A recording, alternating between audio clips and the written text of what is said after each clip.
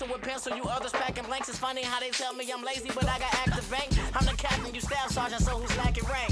Yeah.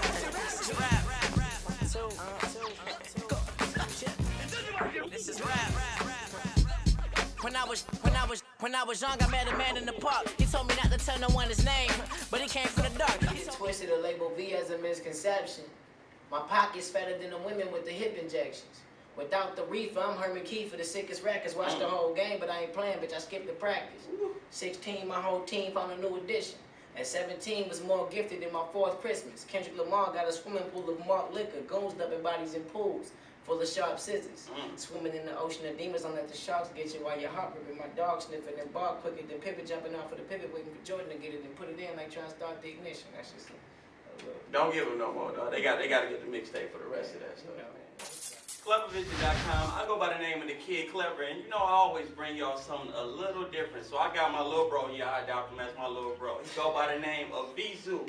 What up, Joe? What's up, Roger? You alright? Chillin'. And we got the homie B from Varsity Music Group. How you doing, B?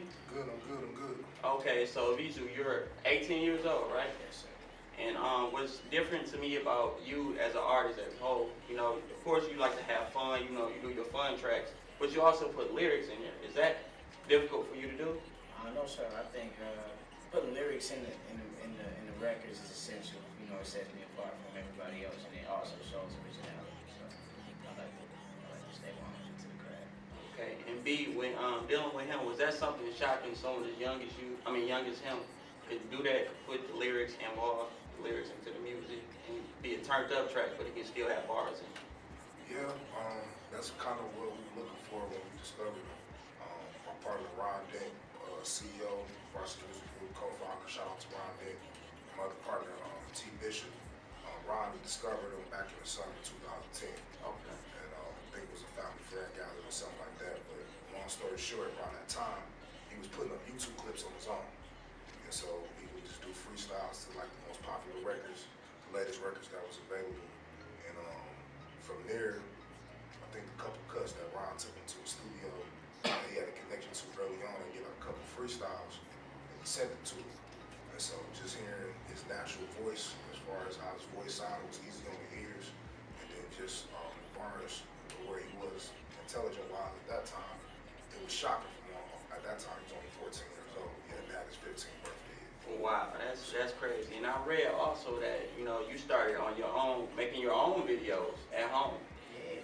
So how was that like? What was that like the first time was it on YouTube or was it just press record and see how it looked? How was that? My dad went to work the train. Okay. And we bought a webcam, and I was like, you know what? I could take the webcam. I could make something happen. So I get on the webcam and I spit this, 16 or whatnot, and I save it to the computer. And then, we finally could afford internet. So we put the, I went to YouTube and I could upload straight from the webcam to YouTube. Okay. And I would do that. And I would take the Rock Band, because we had Rock Band for Christmas one day, and I'd take the Rock Band mic and I'd connect it to my little laptop, and I'd take the headset from the old computer and I'd plug it in. I'd be able to record and hear myself recording it in Mixcraft. I use Mixcraft, the trial version. I had 14 days to make it hit. Wow.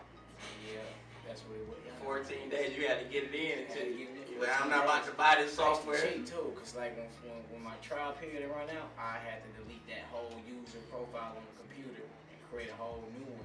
Wow. And download it again. So it was working. Hey man, you gotta hustle. You gotta make it happen, man. Speaking of hustling, man, I know y'all been out here working hard. Shout out to me and my bro Rich Hustle, man. We shot the video for This Is Rap.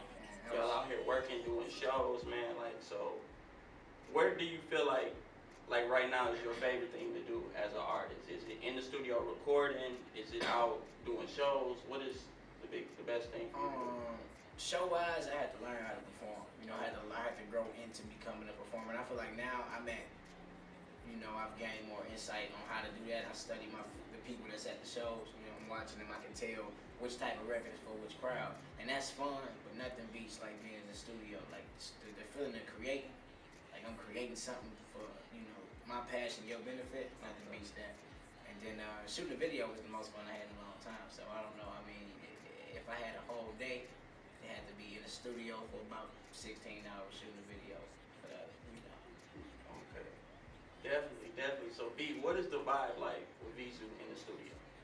I mean, it's like a brother meets brother vibe. So I don't know how it was for Jay and Kanye when they did Watch the Throne, or worse than him when they did Bad Meets Evil. But it's like conceptually, I'm very creative. You know what I'm saying? In terms of, knowing when I hear a record where I want to take the record. Where a lot of times we don't really know where the record gonna go. Like I might have a concept in mind just when I hear the track, but then I might talk to him about it, and then he'll bring up a story or something that might have happened, at different points in his life, and then either get reframed around that, or it might get changed and go a whole different route. So in the studio, we real organic with the process. We try to, listen to the track and see what the track is telling us. And a lot of it for me is more so the post-production of the record than the pre-production. So we get into the mixing process, dropping out certain elements in the track to be able to get more showmanship to his performance on the record as far as him actually rhyming and his delivery and things like that.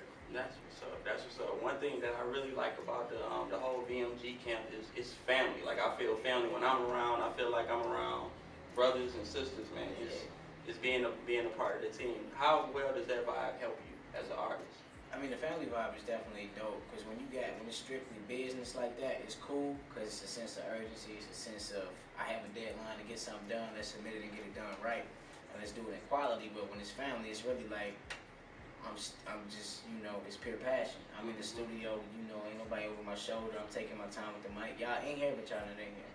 So it's dope. And it also plays a part in being an artist too, because I can trust that my business is always good, When we out and about, I can trust that they network in the room, they doing what they doing, we got photo ops, but at the end of the day, we got at least 5 contacts from that event. This is rap record. That's a big record for you. So that's a crazy record. That's like what, 4 verses on there? Oh yeah, there's four verses on there, man. Pretty much what it was, you know what I'm saying? Like I said, Double CB and B, they cooked up a record. I graduated, B shot me the instrumental. He was like, yo, what do you think about this record? Okay. So we talked process, we was talking conceptually, and it was just rhyming in pocket. So, I had put some 16s to the 4 little pockets, and they took the record up from there. So, I guess you can kind of elaborate, the history. Yeah, with that record, like you said, it was a graduation present. It was kind of like in the reconstruction phase with the label, so we didn't have too much going on outside of him just doing shows here and there to keep the relevance.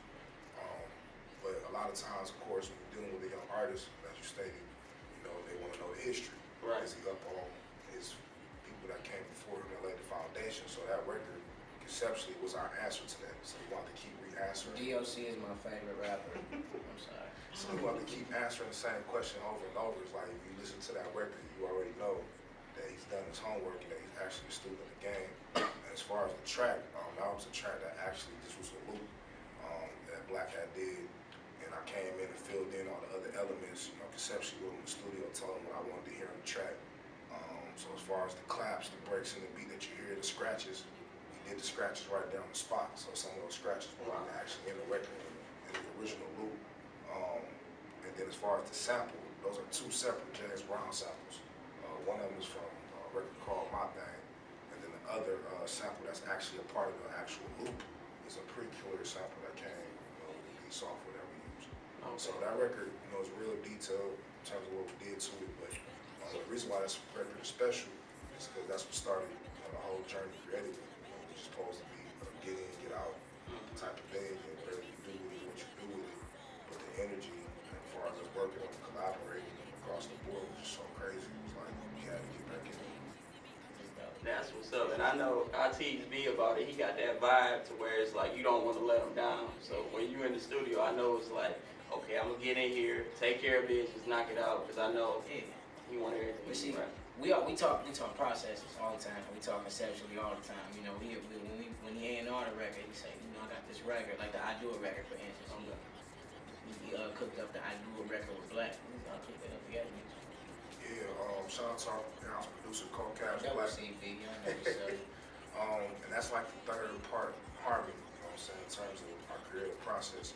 So a lot of times, the beats that Black produce, it'll start off as loops, or just beginnings where he might get a couple elements in there and he may not finish and come back to it. And in a good way, a lot of the material that we got, you would consider it back catalog, or like like stuff he had in the stash and maybe had forgotten about. And so for us, we kind of took those and turned them into gems. You know what I'm saying? That's why I said, like, you know, conceptually, vision-wise, where my talent comes out, I'm able to see, you know, the potential in the record that somebody else, even the producer himself, you know, didn't necessarily have nobody to use, or he wasn't shopping on a regular basis. So in terms of the I Do It record, the majority of that record was pretty much together in terms of what he had in the back catalog. We added a few elements, but the main thing that brought that record to life was the skits. And the skit that we used in the record that we interplotted in it, you know, was a production vision by myself. And with that, I felt it just brought the record more energy and brought it more to life. Who are some of the artists that you look up to? Well, when I look at the game, like I said, I always say you got your grand greats and you got your greats. My grand greats gonna be like the Rakims, the Pops, the Bigs, you know what I'm saying, the Nas, and somebody like Nas and Jay, they play a role as a great as well, because they were around during the grand great period, and what makes them relevant is the fact that they're greats. You know what I'm saying? My forerunners, everybody just after them, like, you know, like J. Cole, you know, Wale's and those people. But the people that I think is influential to my craft, Kanye, he impacted the whole game. Kanye changed the game from what he's doing performance-wise to record-wise to everything that he's doing. You know what I'm saying? Kanye is one of them. Jay is one of them. Just with the business, man. You already know. You know what I'm saying? Wayne is one of them too, because that's all I used to listen to was Lil Wayne. They used to tell me, like, man, you sound too much like Wayne. You gotta switch it up. And then after that, after I heard that, I started searching for my own, you know, and I just used my life. So I guess I could say myself a little bit without being arrogant. I use my own situations to, like, focus. That's just Javon. So you just out here focused though. Yeah, that's all it is. Speaking of focus, the project which is out right now, it's on DatPiff, Amazon, Rhapsody, iTunes, Google Play. You know. Hard copies on the street. yeah, and it's on Clever Vision right now. So you can go ahead and check it out, listen to it, download it 1,000 times, 1,000,000 times, give it to your grandma, your cousin, your friends. Check it out, man. Sample it first, though. You don't believe in it. Sample it first, but I guarantee. And we got a couple weeks on SoundCloud, Brandon Scarber. We got the What You Like single that we dropped for the ladies on Valentine's Day. We stream it for free. We got the two Nick Speed records that we did down the summer. They leaked my records. They leaked my records. What was the marketing tactic? That's what's up. Y'all working with, you know, a lot of vets. You just mentioned Nick Speed. So how did that relationship come about? Actually, that came from me. Both producers are a relationship I had solely that, you know, of course, that shared probably being president of the label. But the Nick Speed record, I'm a fan of his material. Like, I'm a huge hip hop nerd. So when it comes to, like, you know, my bucket list of people I want to work with is retarded. Okay. And so Nick Speed was somebody that I've been a huge fan of. Even prior to him being a G Unit since he's been left in that situation. And he did two projects recently in the city. One was Stretch Money, 25 miles per hour, and the art project, 7 in general. And both of those received very well here locally.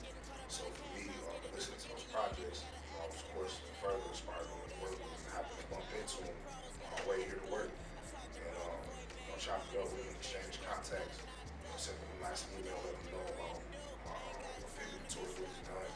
And then from there, we set up a visitation. And he played me a couple joints, and one of the first records he played me, Veezu Is Focused.